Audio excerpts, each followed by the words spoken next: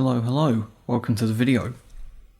The size of animals is crucial since it helps us to better understand a role an animal might play in its ecosystem and how much of a given resource, such as food, it might need.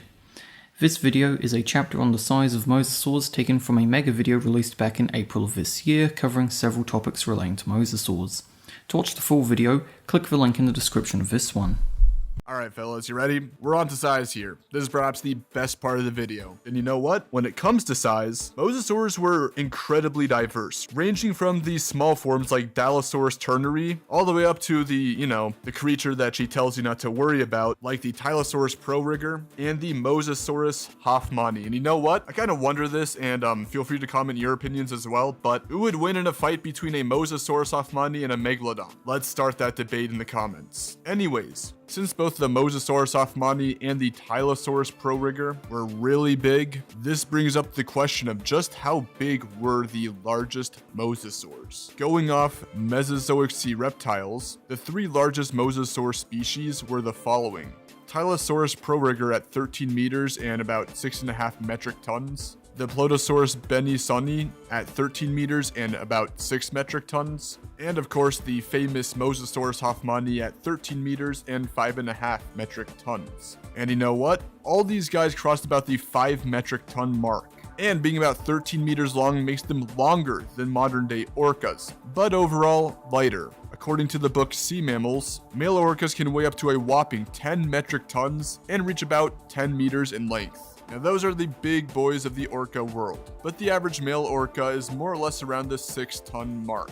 So this actually makes the mosasaurs and tylosaurs pretty impressive when it comes to size. Anyways, I digress. In the book Sea Dragons, Richard Ellis has a quote from Dave Martell and Darren Neisch about the pliosaur Liopleurodon in the book Walking with Dinosaurs: The Evidence. How did they know about that? They stated that scientists can't really simply place whales on a scale, kind of obvious, and they use various other methods to estimate size, which can range greatly, with a lot of weight coming from the blubber/fat. The blubber is mainly used for long-term migrations and to insulate whales from being in the freezing cold. Liopleurodon was a warm water creature, meaning that it most likely wouldn't have the need to actually develop large amounts of blubber. So according to Martell and Neisch, even if the pliosaur could reach about blue whale lengths, it wouldn't really have the same weight. While blubber really hasn't been confirmed on mosasaurs, what Martell and Neisch apply to Liopleurodon could also ring true for mosasaurs in tropical versus Arctic climates. But regardless, some larger estimates actually do exist for mosasaurs beyond Gregory Paul's book.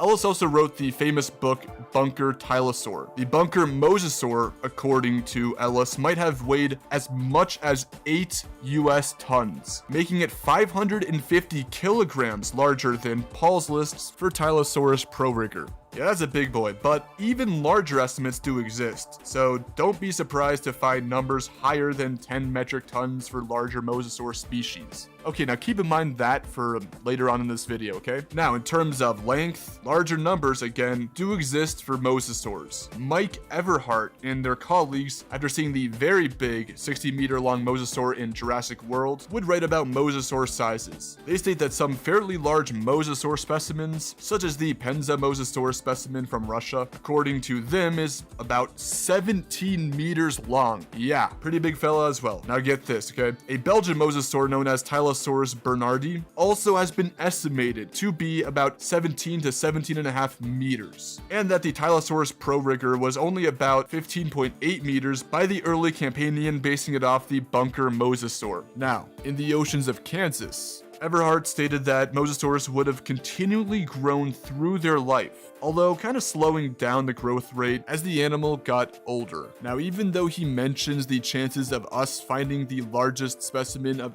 any species is impossible, Everhart believes that the largest of these animals would have likely gone up to 20 meters in length. However, of course, there might be some problems with the size estimates. Remember, humans like to exaggerate size, so it's really not uncommon that it could be mistranslated. According to the Wikipedia article from Mosasaurus, Dale Russell stated that in his famous 1967 work on mosasaurs, that the length of their jaw was almost about 1/10 of their entire body length. However, no justification was actually given for the 1:10 ratio. According to the same page, a 2014 study argued that based on a prognathodon specimen, that the body length was 7 times the skull length, or about 1:8. This has sadly led to smaller estimates for the mosasaurs overall. In the Guinness Book of World Records, for instance, it recognizes the Tylosaurus pemminensis specimen, also known as Bruce, to be the longest mosasaur on display, at roughly 13 meters. Okay, now, contrary to the Guinness World Records, this might not actually be the longest. While Everhart in his Oceans of Kansas website lists 12 meters, and Richard Ellis says just roughly over 15 meters, according to Kansas University Biodiversity Institute and the Natural History Museum, yeah, fun name to say by the way, the bunker mosasaur is roughly 13.5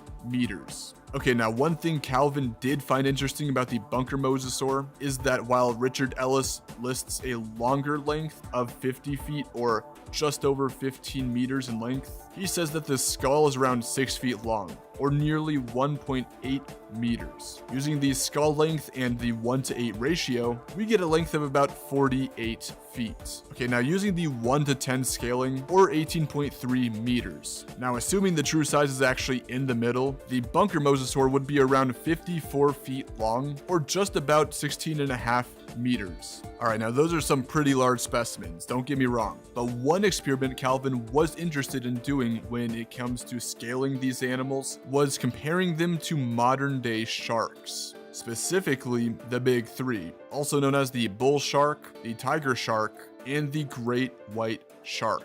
Now, going off the data from the Florida Museum, bulls reach about 340 centimeters, tigers reached about 550 centimeters, and great whites reached about 600 centimeters. From here, Calvin came across a DeviantArt profile from the user Rymasuchus. In the post, he includes a table of different weights and length estimates, using the skull-to-body ratio of 1:10 and 1:9. He labeled the 1:10 as max and the 1:9 as a minimum. Rymasuchus lists the averages to be about 1,300 centimeters minimum and 450 centimeters at max, which is based on his calculations. Yeah, those are some pretty big estimates. Now, taking the data and actually applying the percentages from the big three sharks, we can get a hypothetical maximum for size for the Mosasaurus hoffmanni. The results were about 2,171 centimeters from bulls, 2,500 centimeters from tigers, and 1,650 centimeters from the great whites. Now, those estimates were from the minimum size that Rymasuchus lists. For the max, he gets 2,412 centimeters from bulls, 2,782 centimeters from tigers, and 1,837 centimeters from great whites. Now, given that going off the tiger sharks, there could have been a nearly 28 meter long mosasaur,